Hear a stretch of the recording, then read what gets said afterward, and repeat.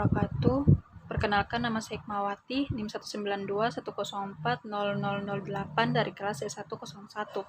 Saya di sini akan menjelaskan kerusakan bangunan sekolah akibat gempa bumi di salah satu MTS yang ada di Pandeglang. Baik, yang pertama saya akan menjelaskan dulu apa itu kerusakan bangunan. Jadi, kerusakan bangunan adalah tidak berfungsinya bangunan atau komponen bangunan akibat penyusutan berakhirnya umur bangunan atau akibat ulah manusia atau perilaku alam seperti beban fungsi yang berlebih, kebakaran, gempa bumi, atau lain sebagainya. Kerusakan bangunan disebabkan oleh berbagai faktor antara lain yaitu rendahnya kualitas bahan, kesalahan perencanaan, kesalahan proses pelaksanaan, dan lemahnya pengawasan. Gempa bumi adalah getaran atau guncangan yang terjadi di permukaan bumi akibat pelepasan energi dari bawah permukaan secara tiba-tiba yang menciptakan gelombang seismik. Gempa bumi biasa disebabkan oleh pergerakan kerak bumi atau lempeng bumi. Selain itu, gempa bumi juga bisa disebabkan oleh letusan gunung api. Gempa bumi bisa menimbulkan kerusakan yang cukup parah pada bangunan seperti rumah, sekolah, gedung, kantor, dan mal.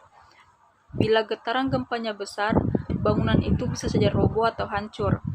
Gempa bumi dengan magnitudo 6,7 terjadi di Kecamatan Sumur, di Pandeglang, di Banten. Akibat gempa ini dilaporkan ada bangunan MTS di Pandeglang yang rusak. Informasi yang diperoleh, sekolah yang mengalami kerusakan itu adalah MTS 3 Pandeglang di Kecamatan Cibaliung. Beruntung tidak ada korban jiwa saat peristiwa itu terjadi. Baik, selanjutnya yang pertama, penilaian kerusakan bangunan dari sisi struktur. Dari hasil gambar di atas dapat dilihat bahwa bangunan sekolah MTS 3 Pandeglang mengalami kerusakan pada struktur bangunannya. Gempa bermagnitudo 6,7 yang mengguncang Banten dan sekitarnya mengakibatkan bangunan sekolah MTS 3 Pandeglang mengalami kerusakan parah. Dalam foto di atas terlihat struktur atap dan plafon sekolah roboh menimpa buku dan fasilitas belajar. Informasi kerusakan sekolah juga didapatkan melalui video yang diunggah oleh sebuah akun sosial media, di mana dalam video tampak jelas atap sekolah roboh. Yang kedua, penilaian kerusakan bangunan dari sisi arsitektur. Dari hasil gambar di atas dapat dilihat bahwa bangunan sekolah MTS 3 Pandeglang mengalami kerusakan pada struktur arsitekturnya.